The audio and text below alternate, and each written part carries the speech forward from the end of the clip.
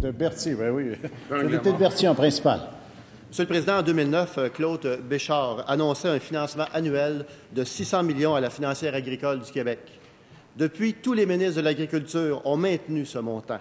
Or, en octobre dernier, le ministre actuel a demandé à la financière agricole de lui retourner 113 millions, une contribution des agriculteurs à l'austérité décrite comme exceptionnelle aux dires du ministre. On découvre ce matin, Monsieur le Président, dans les livres des crédits, que les coupures du ministre à la financière agricole sont aggravées.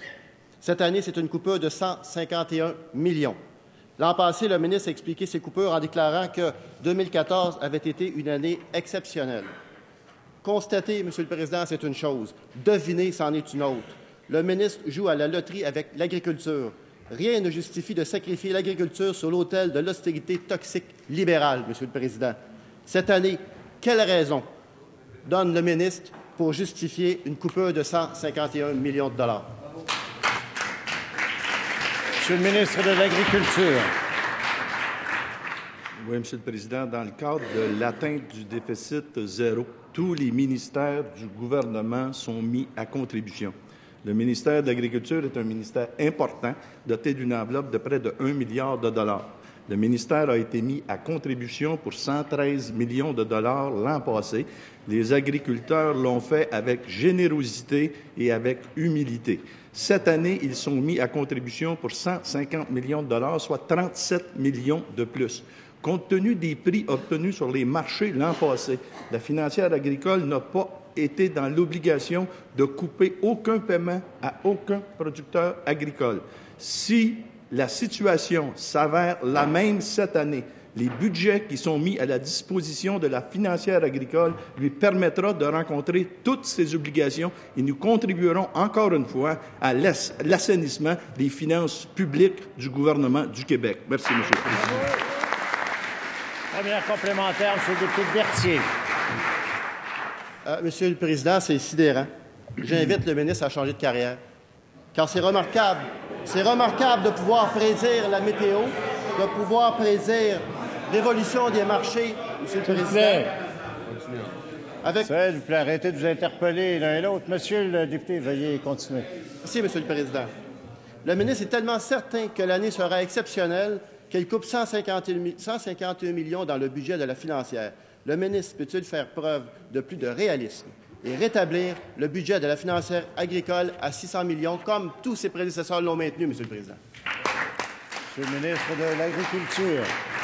Oui, Monsieur le Président, je sais que les documents ont été remis au tout début de la session. Peut-être que le député de Berthier n'a pas eu le temps de se rendre à la page 26 du document intitulé « Rigueur et responsabilité, plan annuel de gestion des dépenses des ministères et organismes ».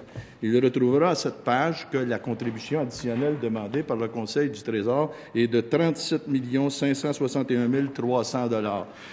Je ne veux pas lui donner de leçons en agriculture, mais récemment, un journaliste disait de lui, et il m'invite quasiment avec ses propos à citer le journaliste, a rencontré le député de Berthier, un député frileux et quelque peu déconnecté de la réalité du terrain. Merci, Monsieur le Président.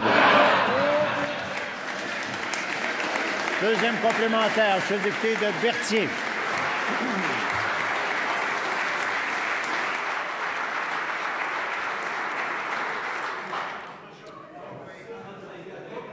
Monsieur le Président, coupure, la réalité, là, c'est une coupure de 151 millions de dollars.